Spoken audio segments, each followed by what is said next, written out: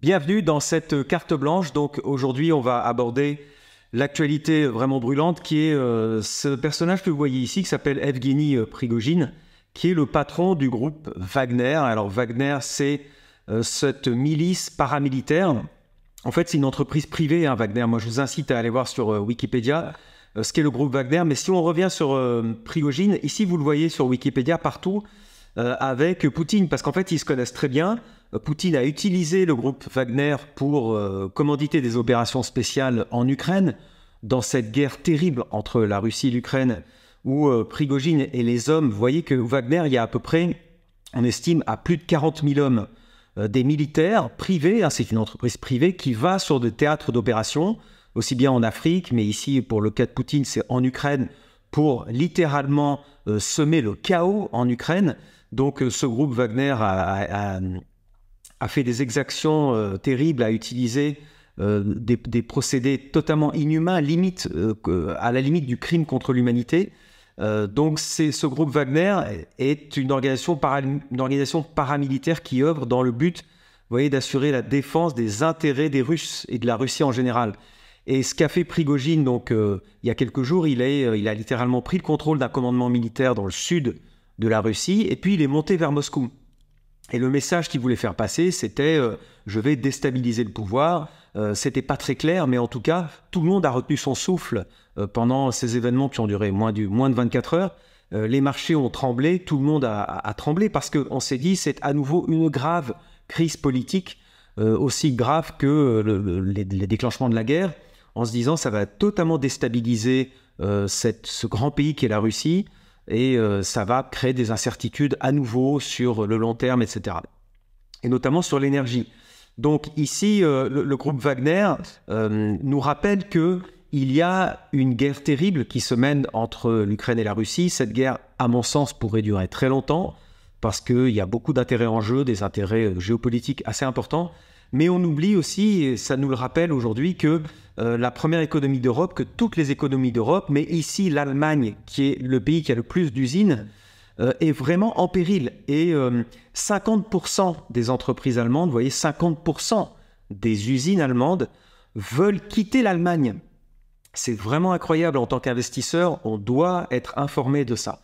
Ils veulent aller où? Aujourd'hui, c'est les États-Unis, qui est le pays le mieux placé pour accueillir les entreprises européennes, parce que les États-Unis ont une énergie très basse. Pour plein de raisons.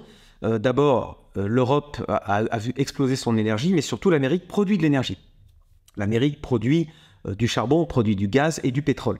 Donc ils peuvent proposer aux entreprises allemandes et européennes des prix beaucoup plus bas d'énergie. Et c'est très attractif.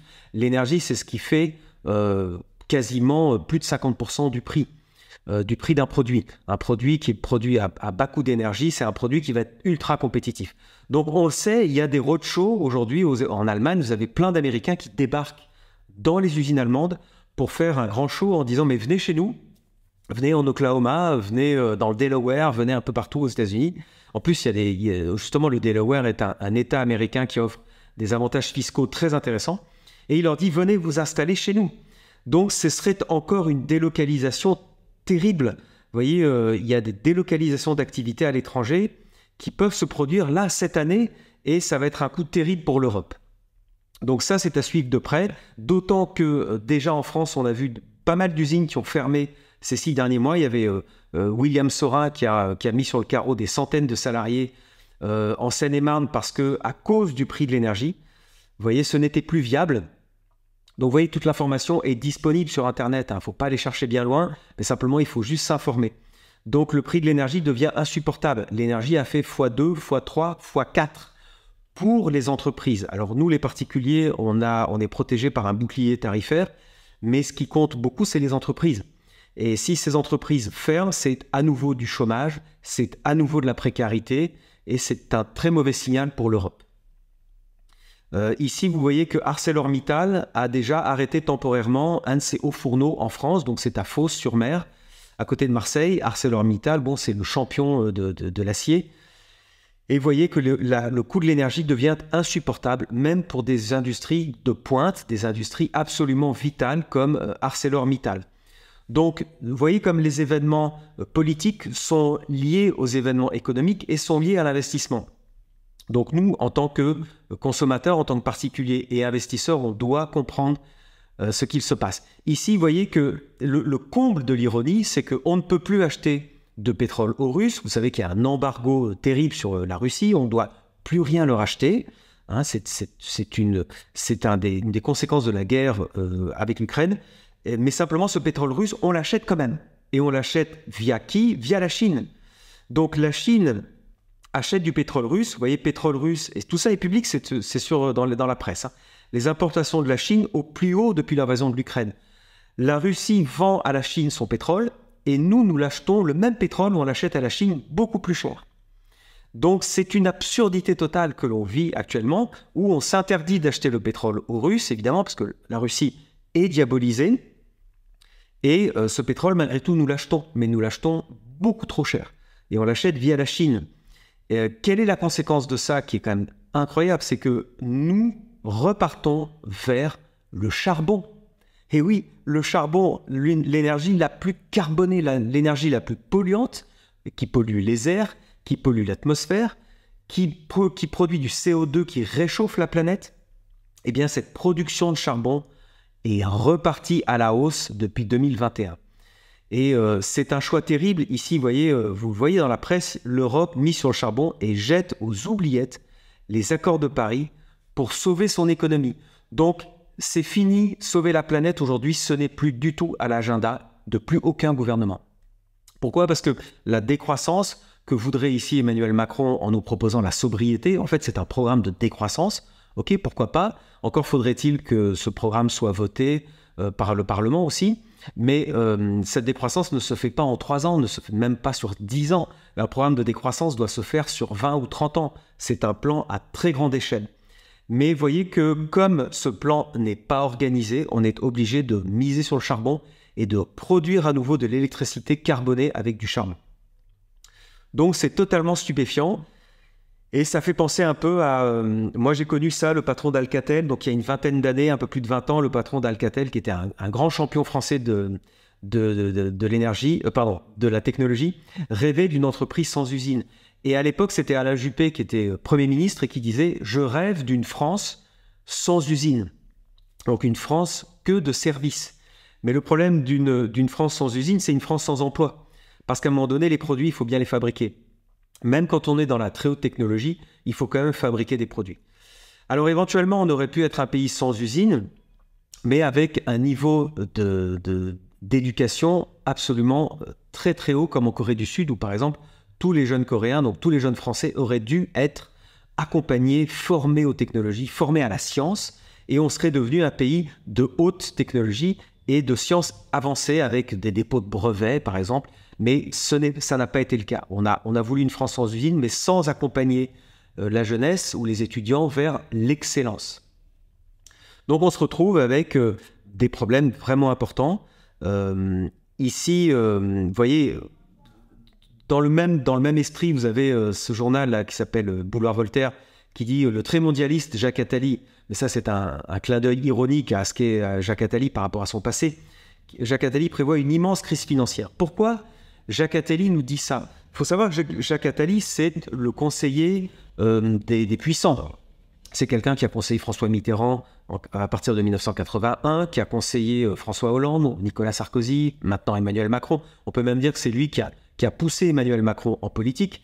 Donc Jacques Attali nous délivre un message pour nous citoyens, pour nous dire d'arrêter de consommer. Que veut dire cette crise financière? Pourquoi est-ce qu'il nous annonce une crise financière? Parce qu'il veut que l'on arrête de consommer. Et pourquoi veut-il ça? Parce qu'il veut calmer l'inflation. En fait, il a le même agenda que nous gouvernants, que la Banque centrale, que toutes les banques centrales. Il veut calmer l'inflation. Et comment on calme l'inflation? En calmant la consommation. Donc il nous dit, il y aura une grande crise, gardez votre argent chez vous, surtout ne le dépensez pas, vous en aurez besoin, parce qu'on doit calmer l'inflation. Mais lui ne le dit pas comme ça. Résultat des courses, quand on regarde les échos, on a une croissance de la zone euro, 2 points, tous les moteurs vont s'éteindre. Je vous le répète, il est écrit ici en gros, dans un journal non complotiste qui s'appelle Les Échos, tous les moteurs vont s'éteindre. Est-ce que vous réalisez ce que ça veut dire? Ça veut dire que nos gouvernants organisent une récession importante, une récession organisée, où chacun devra rester chez soi parce qu'il n'y aura plus de travail, il n'y aura plus rien à consommer et il n'y aura plus rien à attendre de l'économie. C'est leur souhait, ils veulent absolument calmer l'inflation à tous les prix, à tous les coûts, c'est-à-dire au coût d'un chômage qui va exploser, un manque de confiance dans l'avenir qui va exploser. Tous les indicateurs le montrent, déjà les gens n'ont pas confiance en l'avenir, aujourd'hui en tout cas. Cette organisation de la récession est faite dans un seul but, effectivement, juguler l'inflation, la faire passer plutôt de 8 à 10% dans la zone euro à quelque chose comme autour de 2%, ce qui a toujours été le cas depuis 20 ans. Et pour ça, les conséquences vont être très dures. Et je pense que les gouvernants, les banques centrales jouent évidemment avec le feu et que nul n'est certain que cette stratégie fonctionne. Et en tout cas, ce qui risque de fonctionner, c'est de déprimer tout le monde et de calmer les ardeurs d'investissement. Et les entreprises pourraient évidemment fuir ailleurs, aux États-Unis, pourquoi pas en Angleterre, qui est malgré tout pas tellement qui n'est pas dans la zone euro, et fuir aussi en Asie. Donc, en tant qu'investisseur, moi, je regarde à nouveau vers les États-Unis, vers les entreprises américaines, vers le Nasdaq, vers le S&P 500, qui vont récolter, je pense, les fruits de la guerre en Ukraine, les fruits de cette crise en Europe, et qui vont pouvoir tirer leur épingle du jeu, ce qui ne va pas être le cas pour nous, Européens. Avant de finir cette vidéo, j'aimerais quand même vous montrer ce que je fais, moi, pour obtenir des rendements passifs.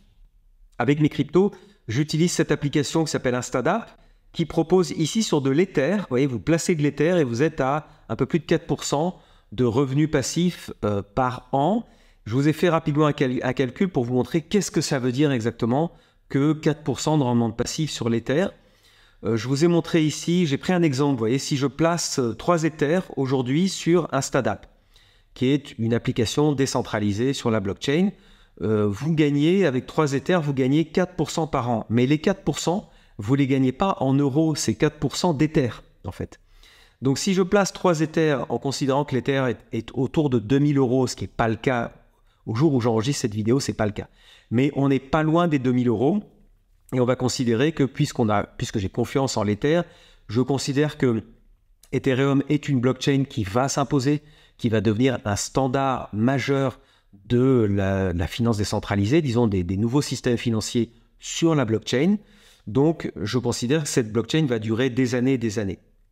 Donc, le prix moyen autour de 2000 euros est pour moi quelque chose qui va se passer cette année. Donc, si on place 3 Ethers, ça fait un placement à 6000 euros. Si on a 4% d'Ether par an, ça fait que l'on gagne 0,12 Ether chaque année. Alors, 0,12 Ether au cours d'aujourd'hui, si on prend le cours de 2000 euros par exemple, ça fait 240 euros de gain par an, ce qui est effectivement pas grand-chose, mais ce qui est intéressant, c'est que l'on gagne des Ethers et ces Ethers-là, on va les garder bien précieusement jusqu'en 2024 ou 2025, où là, l'Ether va, en toute logique, selon en tout cas mes recherches, devrait pouvoir bondir à 4000 euros par Ether. Ça a été le cas en 2021. Vraisemblablement, ça devrait être le cas en 2024. Donc, vos 0,12 euros, quand l'Ether aura fait x2, vont faire x2, vont devenir 480 euros. Vous comprenez? Donc, les rendements passifs, vous les gardez précieusement et ces rendements passifs vont en fait par eux-mêmes s'apprécier. Et si l'Ether arrive à 6000 euros, alors ça c'est une projection à 2026, 2027, alors vos 0,12 Ether vaudront presque 1000 euros. Et retenez bien que 0,12 Ether, c'est ce que vous gagnez chaque année. Donc vous le gagnerez en 2023, puis à nouveau 0,12 Ether en 2024, puis 0,12 Ether en 2025, si on prend une performance de 4% l'an, ce qui a priori est le cas depuis plusieurs années, ce qui devrait être le cas pendant encore quelques années. Donc vous êtes à 1000 euros. Allez, en gros, si on a la perspective de la croissance de l'Ether, vous êtes entre 500 et 1000 euros de gains chaque année, vous voyez, sur vos Ethers. Et si vous le gardez encore plus longtemps, alors ça peut vous faire vraiment un rendement très très intéressant. Donc ces Ethers-là, moi, au lieu de les faire dormir dans mon portefeuille, j'en prends une partie en tout cas, et je les place dans un protocole de type, effectivement, de type Instadap pour obtenir 4% d'Ether en plus. Et je garde ce rendement passif qui est pour moi plus intéressant qu'un rendement en euros, où vous le savez, l'euro, il y a de l'inflation, donc l'euro aujourd'hui, il faut le dépenser assez vite, il ne faut pas le garder en tout cas, alors que la crypto, il ne faut surtout pas la dépenser, il faut la garder. Voilà, c'est bon pour cette carte blanche d'aujourd'hui. J'espère que ça vous a plu et je reviendrai très vite avec d'autres nouvelles comme ça et d'autres analyses.